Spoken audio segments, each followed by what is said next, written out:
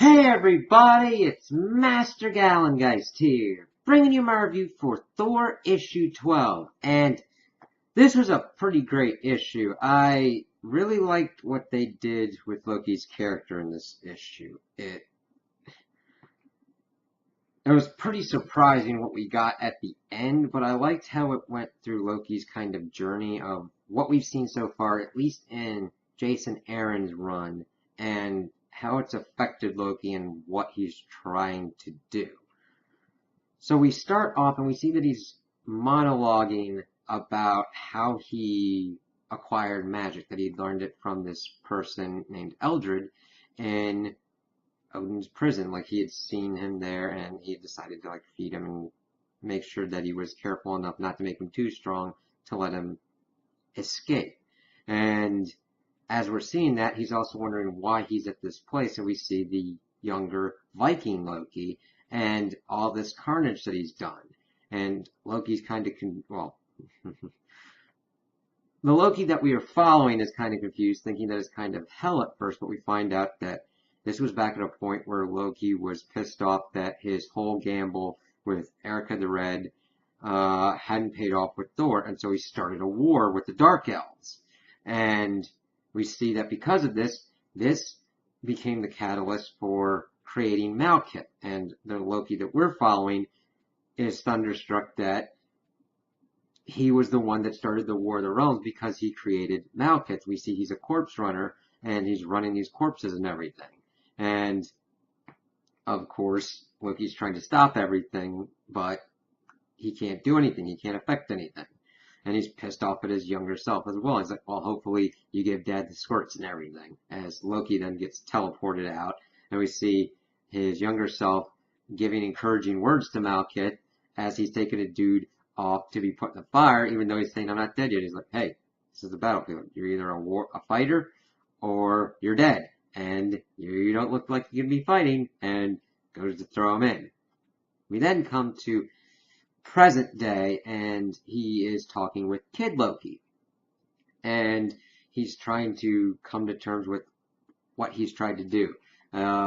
We see that he's brought back at a point where Laufey is raging because for Father's Day, Loki had left him some ice roses, but evidently that's a thing that would piss off an ice giant, funnily enough.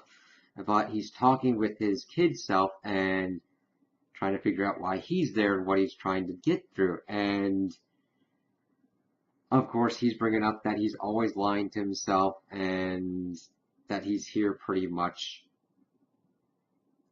for his own glory, to wallow in the kind of mistakes that he made, saying that Kid Loki wanted to be the god of stories, but that all of Loki's stories have been written already, and that even if the Norns are gone, that's just how it is.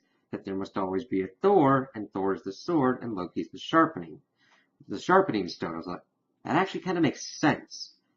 That works out in a very Viking and Norse kind of way, whereas Thor needs to be the best that he can be to effectively be the best warrior.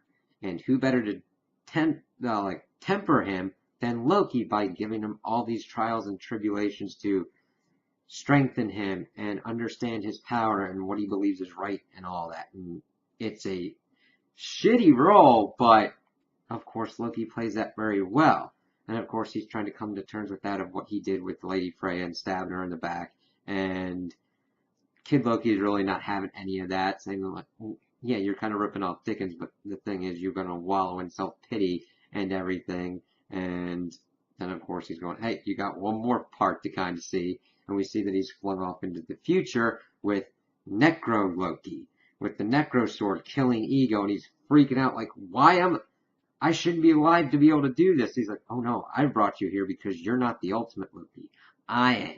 And that he's got all this power and everything, that he's even beyond being the god of lies because nobody's around to listen to it. And then calling out to his all brother that he's going to go kill. And Loki's just freaking out and trying to get back to his own self. And then we see Laufey is expounding the Giants' victory of how they've taken North America. And then we zoom in and we see that Loki is still alive inside of Laufey's stomach. being digested and saying that this needs to be where Loki dies. And it's like, holy shit, that's freaky. And he's not in a good state. He got like, his arms are messed up and everything in his face. Even though he's alive, it's a kind of being alive that I would not wish on my worst enemy kind of shit. It's like, ooh. So that's definitely going to be interesting to see how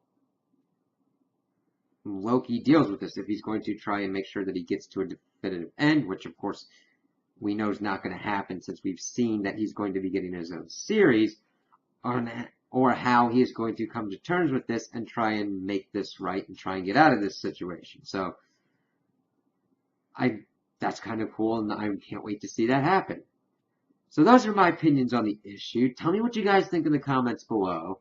If you liked it, if you didn't like it, if you agree with me, if you disagree with me.